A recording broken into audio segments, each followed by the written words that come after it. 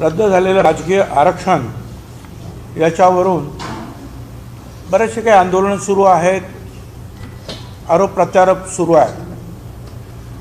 इतिहास म्हणून सांगतो,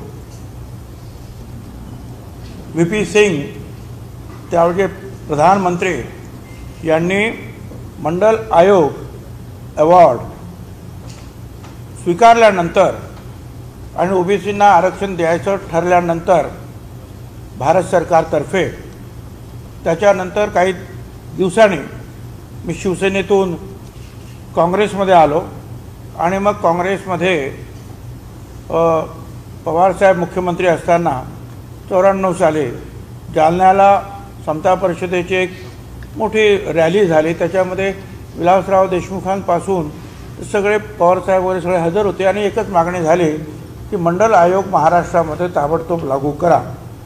आणि पवारसाहेबांनी 1-2 महिन्यामध्येच शिक्षणामध्ये मंडल आयोग लागू केला, 27% दिले, नोकरीमध्ये दिले आणि राजकीय आरक्षणसुद्धा दिलं, ग्रामपंचायतीपासून तर महानगरपालिका महापौरांपर्यंत. आणि मग गेली जे आहे त्याप्रमाणे काही नियमामध्ये रूल्स कायद्यांमध्ये काय बदल करायचे ते करत गेले. गेली 27 वर्ष कमी जास्त हे आरक्षण सगळ्यांना मिळतं आहे राज्यामध्ये. आणि हे आरक्षण VP सिंग यांनी जाहीर केल्यानंतर देशामध्ये हे आरक्षण लागू करणारं महाराष्ट्र हे पहिलं राज्य आणि पवारसाहेब हे पहिले मुख्यमंत्री. आता त्यानंतर जे आहे 2010 मध्ये एक केस झाली आणि ती केस के कृष्णमूर्ती म्हणून प्रसिद्ध आहे. 5 सुप्रीम कोर्टाच्या जजेस त्यांच्या बेंच समोर ती केस होती. आता हे जे आरक्षण जे आहे हे आपण लागू केलं होतं. राजीव गांधी आणि नरसिंहराव यांनी केलेले 73 आणि 74 जी घटना दुरुस्ती झाली आणि नंतर जे आहे अवॉर्ड ॲक्सेप्ट करण्यात आला होता आणि पवारसाहेबांच्या नेतृत्वाखाली हे मिळालं. तर 5 न्यायमूर्तीच्या घटनापीठाचा के कृष्णमूर्ती हा निकाल आला आणि त्याच्यामध्ये त्यांनी ट्रिपल टेस्टचा आदेश दिला. त्रिसूत्री. ती त्रिसूत्री काय आहे ते सुद्धा मी तुम्हाला सगळे कागद देणार आहे, परंतु जे आपण अगोदर समजून घेतलं पाहिजे की काय काय. ह्या त्रिसूत्रीमध्ये आहे की ओबीसीचं आरक्षण मंजूर, परंतु त्यांचा डाटा गोळा करायला पाहिजे. आणि तो डाटा गोळा करायचा असेल आयोग निर्माण करून इम्पिरिकल डाटा गोळा करा, नंबर 1. नंबर 2, त्या ब्लॉकमध्ये शेड्यूल कास्ट आणि शेड्यूल ट्राईब यांना त्यांच्या संख्येच्या प्रमाणामध्ये आरक्षण द्यायचं. आणि नंतर जे उरेल, समजा त्यांना 40% देऊन झालं तर 10%, 45 देऊन टाकलं तर 5%, 20% जर त्यांना वाट्याला आलं तर 30%. उरलेलं आरक्षण जे आहे हे ओबीसींना देण्यात यावं. आणि तिसरी टेस्ट होती, हे सगळं देताना 50%च्या वरती जाता कामा नये, ही तिसरी टेस्ट. आता हा निकाल त्यांचा आला, आम्हाला लक्षात आलं, त्यावेळेला समीर भुजबळ खासदार होते, त्यांच्याही लक्षात आलं की असा आणि मग समता परिषदेच्या माध्यमातून ते सुप्रीम कोर्टात गेले. आणि सुप्रीम कोर्टामध्ये त्यांनी सांगितलं की आता जी दशवार्षिक जनगणना होणार आहे सेन्सस कमिशनरकडून देशाची, त्याच्यामध्ये ओबीसीचा जनगणना करा असा सुप्रीम कोर्टाने केंद्राला डायरेक्शन द्यावे, सांगावं किंवा द्या, त्या तुमच्या जनगणनेमध्ये सहभागी करा. ती केस चालू झाली. दरम्यानच्या काळामध्ये एक अशासकीय ठराव समीर भुजबळ यांनी तयार केला आणि आम्ही मग ते सगळं अर्थात दिल्लीमध्ये सगळ्यांना लॉबिंग केलं. मुंडे साहेब ताबडतोब पुढे आले आणि त्यांनी पक्ष काय म्हणतो हे न पाहता त्यांनी सांगितलं नाही, आरक्षण हे जनगणना झाली पाहिजे. त्यांचे शब्द होते की शेळी मेंढ्यांचे होते तर आमचं का होत नाही, आमची जनगणना करा. 100पेक्षा जास्त खासदारांचा एक दबाव गट निर्माण झाला. पवार साहेबांच्या ते अर्थ पवार साहेब त्याच्यावर लक्ष ठेवून होते आणि पवार साहेबांनी जो आहे केंद्रीय मंत्रिमंडळामध्ये ओबीसी जनगणनेचा आग्रह धरला. मंत्रिमंडळात त्यावेळेला पवार साहेब होते आणि मग लोकसभेत येऊन प्रणब मुखर्जी यांनी जाहीर केलं की आम्ही जनगणना करतो आणि एकमुखानं लोकसभेमध्ये त्याला मंजुरात देण्यात आले. मात्र ही जनगणना जी आहे ही नेहमीची जनगणना जे करतात सेन्सस कमिशनर, जनगणना आयुक्त, ज्यांना अधिकार आहे, म्हणजे चुकीची माहिती जर तुम्ही दिली तुमची तर त्याला सजा आहे, दंड आहे, तिथून न करता ती वेगळी त्यांनी केली. आणि ही जनगणना जी आहे ओबीसीची ती ग्रामविकास खात्याच्या माध्यमातून केली. ती जनगणना ताबडतोब आमच्या लक्षात आली असती, कारण तो पब्लिक डोमेनमध्ये ते आहे, सगळ्यांना माहिती आहे किती कोण आहेत ते. पण त्यांनी ती RDDच्या माध्यमातून केली आणि तो RDDच्या माध्यमातून हा सगळा एम्पिरिकल डाटा जो आहे हा गावामध्ये केंद्रीय ग्रामीण विकास आणि शहरामध्ये नागरी विकास खात्यांनी हा डाटा जमा केला. आता हे काम जे आहे 2011 ते साधारणपणे 2014पर्यंत ते चाललं. आता 2014ला जो काही डाटा आला त्यावेळेस मोदी साहेबांचं सरकार आणि मग दरम्यानच्या काळामध्ये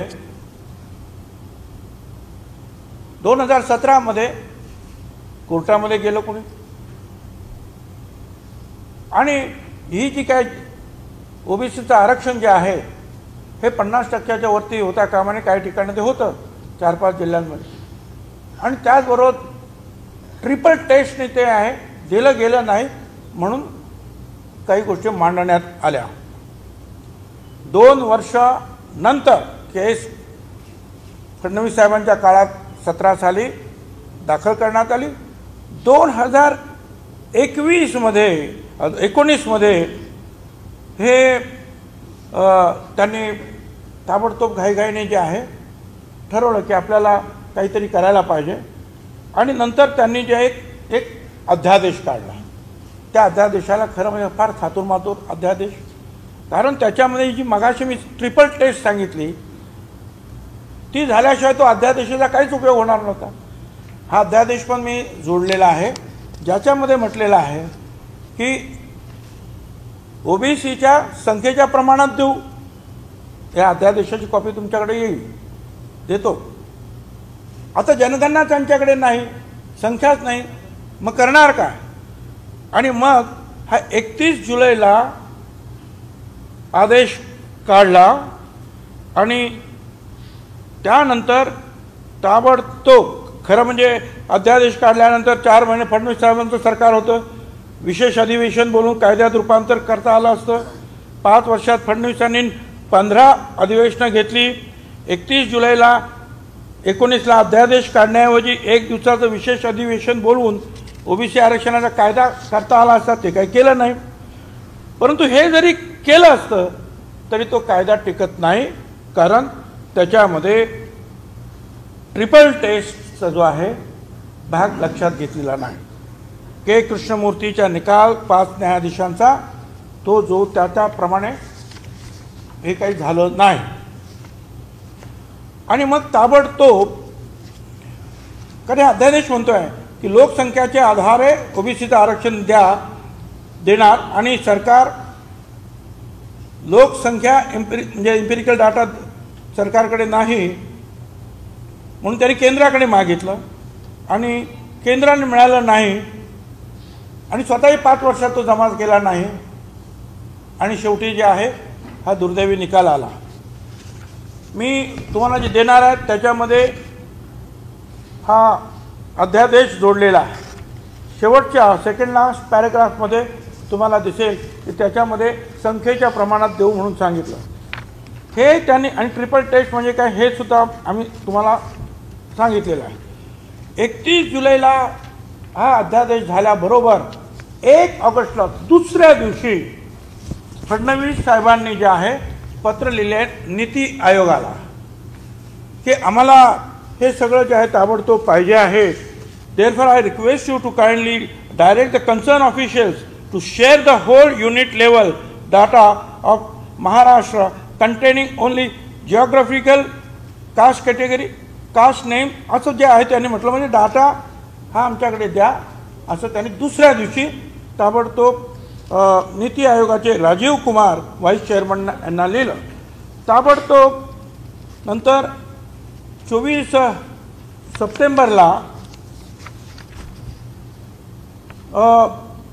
सेक्रेटरी असीम गुप्ता यांनी joint secretary ministry of social justice यांना पत्र लिहिलं की हा डाटा तुमच्याकडे आहे, तुम्ही द्या.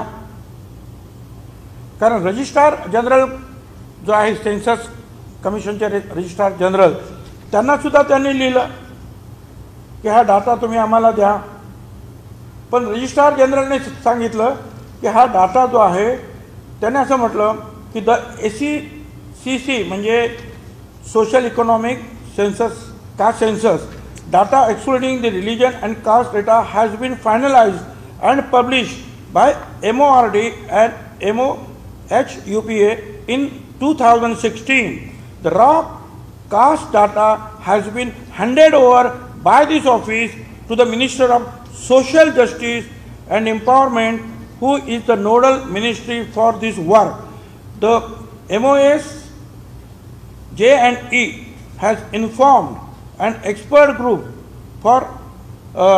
has formed the expert group of classification and categorization of caste data and in consultation with the Ministry of Tribal Affairs वगैरे वगैरे. म्हणजे त्यांचं म्हणणं आम्ही ते सोशल जस्टिसकडे दिलं आहे.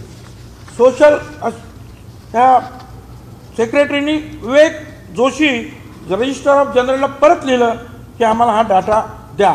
त्याने सांगितलं ते सोशल जस्टिसकडे दिलेलं आहे. सोशल जस्टिसचे त्यावेळेचे मंत्री होते थावरचंद गेहलोत यांना पंकजाताई मुंडेंनी पत्र लिहिलं. काय लिहिलं? I therefore request you to kindly direct the concerned officials to share the whole unit level data of Maharashtra containing the geographical identification वगैरह वगैरह without this. This will be enable us to calculate district, block and Gram Panchayat level population of BCC. The data will be kept confidential वगैरे. पुढे त्यांनी असं म्हटलेलं आहे, honourable supreme court has given us a time period of 8 weeks to intimate information on the caste category wise population for all zilla parishad, panchayat samiti, election commission. Hence you are requested to expedite. म्हणजे त्यावेळेला त्यांनी सांगितलं 8च आठवडे आहे, तुम्ही आम्हाला हे ताबडतोब द्या. पंकजाताईंनी रामदास आठवलेंना पण ते पत्र लिहिलं कारण ते राज्यमंत्री होते. हे सगळे पत्र तुम्हाला मिळणार आहे. त्याच्यानंतर इथे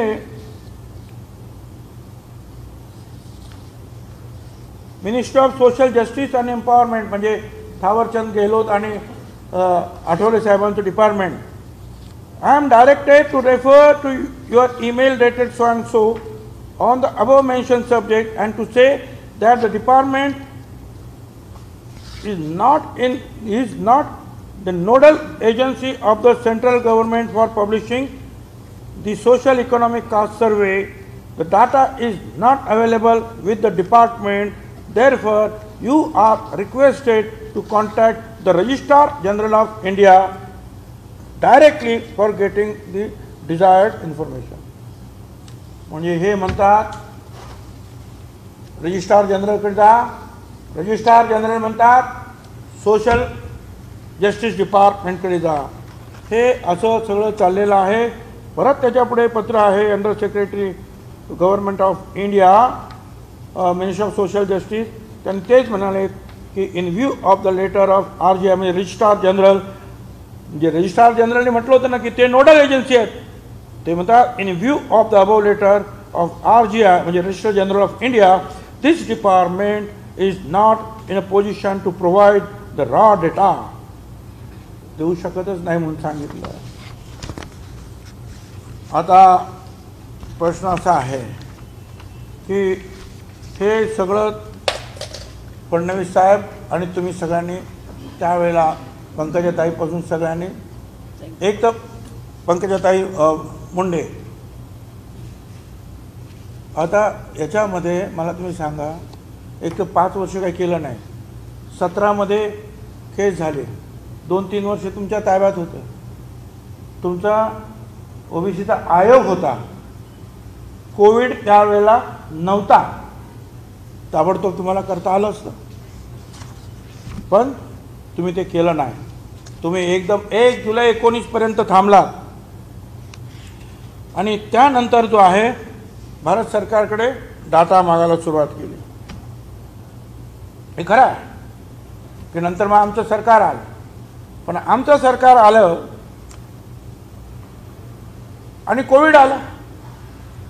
मला सांगा, या कोविडच्या परिस्थितीमध्ये डाटा गोळा करणं शक्य होतं? लॉकडाऊन चालू आहे, आजसुद्धा ते शक्य नाही, आजसुद्धा ते शक्य नाही. आणि म्हणूनच भारत सरकारचा जो नेहमीची जी जनगणना आहे ती सुद्धा अजून सुरू झाली नाही, कारण गावागावामध्ये लोक जाऊ शकत नाही आणि डाटा गोळा करून आणू शकत नाही. त्यामुळे हा डाटा जो आहे भारत सरकारकडे जो तयार आहे तो आम्हाला द्यावा अशी विनंती फडणवीस साहेबांनी पण केली. आम्ही कोर्टाला सांगितलं की तो डाटा त्यांच्याकडे मागा. कोर्टाने सांगितलं तुम्ही आणि केंद्र सरकार पाहून घ्या, डाटाशिवाय तुम्हाला पुढे जाता येत नाही. आता या डाटा नसल्यामुळे जर निवडणुका जर झाल्या सगळ्या, तर जवळजवळ 55,000 ते 56,000 ओबीसी ग्रामपंचायतीपासून जिल्हा परिषद आणि महापौरांपर्यंत ह्या जागा त्याच्यावर बाधित होणार आहे. आणि हे लक्षात घ्या, ओबीसी म्हणजे कोण आहे? VJNT म्हणजे विमुक्त जाती, भटक्या जमाती आणि ओबीसी अबकड सगळे वर्ग, हे सगळे ओबीसी आहे. असं काही समजू नका की फक्त 2-3 जाती मोठ्या आहेत. हे सगळ्या जवळजवळ 450-500 जाती आहेत. या सगळ्यांना मिळणारं जे आरक्षण होतं, राजकीय आरक्षण, हे जे आहे त्याच्यावर आज बाधा निर्माण झालेली आहे. आमचं म्हणणं असं आहे की आम्ही एक ठरवलं आहे की म्हणजे मुख्यमंत्री, उपमुख्यमंत्री आणि इतर सगळे जे आहेत, अशोक चव्हाण वगैरे, सगळे तिथे गेले. मोदी साहेबांना भेटल्यानंतर त्यांनी ही बाजू मांडली. त्यांना सुद्धा कल्पना नव्हती, कारण हा निकाल देशाला लागू झाला, अजून इतर राज्यांना त्याची कल्पना नाही, पण हा लॉ ऑफ द लँड झाला हा निकाल. कारण 3 जजेसचं बेंच यांनी तो निकाल दिला. त्याच्यामुळे बिहार, उत्तर प्रदेश, मध्य प्रदेश, राजस्थान, जिथे जिथे हे आरक्षण आहे तिथे तिथे ते बाधित होणार आहे. त्यामुळे एकट्या महाराष्ट्राचा प्रश्न नाही, हा देशाचा प्रश्न आहे. मोदी साहेबांना ते मांडण्यात आल्यानंतर त्यांना सुद्धा नाही म्हटलं तर आश्चर्य वाटलं असं सांगतात मुख्यमंत्री वगैरे. आता प्रश्न असा आहे की आम्ही पुन्हा सुप्रीम कोर्टात जाणार, फक्त एकच गोष्ट घेऊन की हा डाटा आम्हाला द्यावा, अशा प्रकारे सुप्रीम कोर्टानं भारत सरकारला सांगावं. भारत सरकारला सांगावं की हा डाटा त्यांना द्या. याचं कारण आमच्या निवडणुका पुढे आल्या, जवळ आल्या, सुरू झाल्या काही, आणि सुप्रीम कोर्टाने सांगितलं डाटा असल्याशिवाय आरक्षण नाही. त्यामुळे या सगळ्या गोष्टी बाधित होत आहेत. मग इलेक्शन पुढे तरी ढकला, किंवा हा निर्णय जो आहे हा 2-4 वर्षाकरता तहकूब करा, तोपर्यंत कोविड गेल्यानंतर आम्ही हा डाटा गोळा करून देऊ. नाहीपेक्षा जर केंद्रांकडून तो आला ताबडतोब, तर आजच तो प्रश्न 8 दिवसामध्ये सुटकीसारखा तो प्रश्न सुटणार आहे. त्यामुळे आमचं म्हणणं असं आहे की केंद्रानं हा डाटा द्यावा. आता या बाबतीमध्ये दुर्दैव असं आहे की आमच्या विरुद्ध BJPचं काही लोक जे आहेत आरोप करत आहेत. मला त्यांचं सांगणं आहे की मी तुमच्या त्या आंदोलनाचं स्वागत करतो की OBCसाठी तुम्ही आंदोलन करता, करा, स्वागत करतो आहे. मागण्या तुम्ही मागताय, मांडा, आम्ही तुमचं स्वागत करतो. पण आरोप मी काय हे सगळं काय बोलणार नव्हतं. मी पहिल्या दिवशीच तुम्हाला सांगितलं की मी त्यांचं स्वागत करतो आहे. त्यांच्या ज्या दिवशी त्यांचे आंदोलन झालं त्या दिवशी मी हे सुद्धा सांगितलं की मी फडणवीस साहेबांना फोन करून सांगितलं की हा देशाचा प्रश्न आहे, तुम्ही आम्हाला मदत केली पाहिजे, तुम्ही मोदी साहेबांशी बोललं पाहिजे. आमचं तर म्हणणं असं की चला तुम्ही नेतृत्व करा, आम्ही तुमच्या नेतृत्वाखाली येतो मोदी साहेबांकडे, घ्या हा डाटा. तुम्हाला OBCची काळजी आहे, आम्हाला OBCची काळजी आहे. पण तुम्ही जे त्यावेळेला करू शकलात नाही 5 वर्षामध्ये, वेळ असताना आणि आयोग असताना, ते आम्ही आता आज कोविड चालू असताना आणि परत भारत सरकारनं आणखी कळवलं की हा तुमचा जो डेल्टा प्लस व्हेरियंट नवीन आलेला आहे आणि अतिशय धोकादायक आहे, अशा प्रकारचे जे आहेत ॲडवायझरीज कालच महाराष्ट्र सरकारला भारत सरकारने पाठवलं. त्या निवडणूक घ्यायच्या तरी कशा आता, आणि घेतल्या तरी आरक्षण आम्हाला मिळणार तरी कसं. आणि म्हणून माझी विनंती आहे की ठीक आहे, माझ्या विरुद्ध आता काय नाव ते बावनकुळे, पंकजाताई, आता चांगली गोष्ट आहे. BJPनं OBC लीडर्स जे आहेत ते आता पुढे केलेले आहेत, ते बोलत आहेत. जरी त्यांच्यावर अन्याय जरी झाला, तिकडं द्या, नका देऊ, अमुक तमुक ह्याच, आता त्याच्यात मी जात नाही, तरीसुद्धा आज त्यांना BJPने पुढे केलेली आहे, चांगली गोष्ट आहे. मी सगळ्यांचं स्वागत करतो आणि त्यांना सांगतो बोला, परंतु आरोप करताना माझ्यावर हे कागदं जे आहेत ही काही खोटी बोलत नाहीत. आणि जनतेला सुद्धा माहिती आहे की कोणी कुणाच्या घरात जाऊन आज डाटा गोळा करू शकत नाही. मागच्या वर्षी तर लॉकडाऊन होताच, मागच्या वर्षीसुद्धा ही गोष्ट शक्य नव्हती, आणि जेव्हा शक्य होती त्यावेळेला तुम्ही ती केली नाही.